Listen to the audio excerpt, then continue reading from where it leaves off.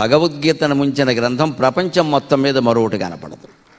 ప్రపంచం మొత్తం మీద రోజు పడుకోబోయే ముందు విద్యార్థులుగా 2 శ్లోకాలు తాత్పర్యంతో చదివి పడుకోండి. మీకు అర్థమైనా కాకపోయినా సరే ఏం పర్వాలేదు, అవుతాయి. 2 ఎక్కువ వద్దు, 5 నిమిషాలు కూడా పట్టదు. పడుకునే చోట బెడ్ లైట్ అని ఒకటి ఉంటుందిగా, అక్కడ ఇది పెట్టుకుని శ్లోకం తాత్పర్యం 2 రేపు చాలు. అలా ఏడాది అయ్యేసరికి 365 రోజులు 750 శ్లోకాలు. భగవద్గీత 700 శ్లోకాలే ఉన్నాయి.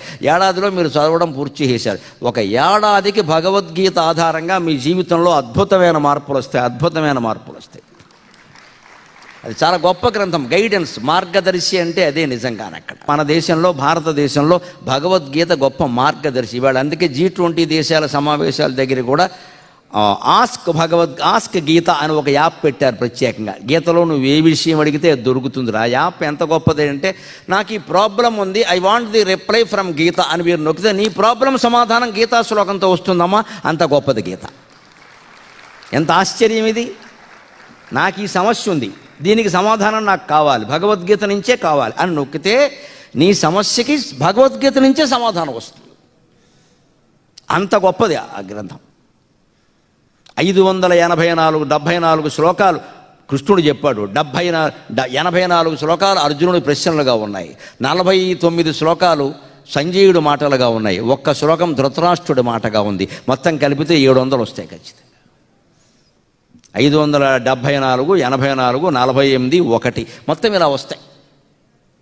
ఇందులో నీకు ఏదైనా, నాకు ఆర్థికమైన సమస్య ఉంది, నాకు డబ్బులు లేవు, దారిద్ర్యంతో ఇబ్బంది పడుతున్నాను, నాకు ఇంత డబ్బు కావాలి అంటే నొక్కు. భగవద్గీత నుంచే రిప్లై వస్తుంది. డబ్బు సంపాదించే విధానం ఎలాగ? ధర్మంగానే. కానీ కష్టపడమంటే కష్టపడాలి, కష్టపడకుండా రాదండి ఇది కూడా. అందుకోసం ఆలోచించాలి. అందుకని క్రియా విధిజ్ఞం విషయేష్వసక్తం. ఎప్పుడు ఫోన్కి పుస్తకానికి తేడా ఏమిటో తెలుసా? మనలో ఉండే చెత్తంతా బయటికి పోగొట్టేది పుస్తకం, బయట ఉండే చెత్తంతా మనలోకి తీసుకొచ్చేది ఫోను. ఏం చూడాలో ఏం చేయాలో మీరే నిర్ణయించు. ఒక పుస్తకం చదివితే మనలో ఉండే చెడు ఆలోచనలన్నీ బయటికి పోతాయి. ఫోన్ చూసామంటే బయట ఉండే చెడు ఆలోచనలన్నీ మనకు వస్తున్నాయి. అక్కడ వాడెవడో పెంటమాట వాడు పెడతాడు, దానికి ఆధారం ఉండదు. అక్కడ అన్నీ పనికిమాలిన వార్తలే, నకిలీ వార్తలే. అది నిజమేన నమ్మేస్తాం మనం. ఇంతకీ ఏం జరిగిందో తెలియదు, మనం కూడా ఏదో మాట్లాడేస్తాం అక్కడ తొందరపడిపోయి. తర్వాత అది అబద్ధమని తెలిస్తే ఎంత ఇబ్బంది పడాలండి. అందుకని దాన్ని చూడడం తగ్గించుకుంటే మనకు చాలా సమయం కలిసి వస్తుంది. విషయేష్వసక్తం. అంతేకాదు, శూరం, కాస్త సాహసం ఉండాలి. మీ వృత్తిలో మరీ ఉండాలి. కాస్త ముందుకు దూసుకెళ్లే లక్షణం. ఏదో పరాక్రమం అనగానే కత్తి వేసుకుని యుద్ధానికి వెళ్ళడం అనుకోకండి. పరాక్రమం అంటే ఆక్రమం, ఇతరుల కంటే ముందు నడవడం. చొరవ, ఇనీషియేషన్ అంటారు, మీరు దాంట్లో ఇనీషియేటివ్ అంటారు. కాస్త చొరవ తీసుకుని మాట్లాడమంటే నేను మాట్లాడతా అని లేవాలి, పని చేయమంటే నేను పని చేస్తానని లేవాలి. దాన్నే శూరం అంటారు. శూరం, కృతజ్ఞం. అంతేకాదు, మీకు చదువు చెప్పిన వారి పట్ల, మీ తల్లిదండ్రుల పట్ల, మీకు సాయం చేసిన వారి పట్ల, మీ విద్యలో మీరు ఎదగడానికి కారణమైన వారి పట్ల మీకు పూర్తి కృతజ్ఞత ఉండాలి. ఆ కృతజ్ఞత జీవితం మొత్తాన్ని కాపాడుతుంది ఖచ్చితంగా. శూరం, కృతజ్ఞం, ఈ లక్షణాలు కలిగిన వాడిని లక్ష్మీ స్వయం వాంఛిత నా అత్ర హేతుకో అన్నాడు చాణక్యుడు స్పష్టంగా.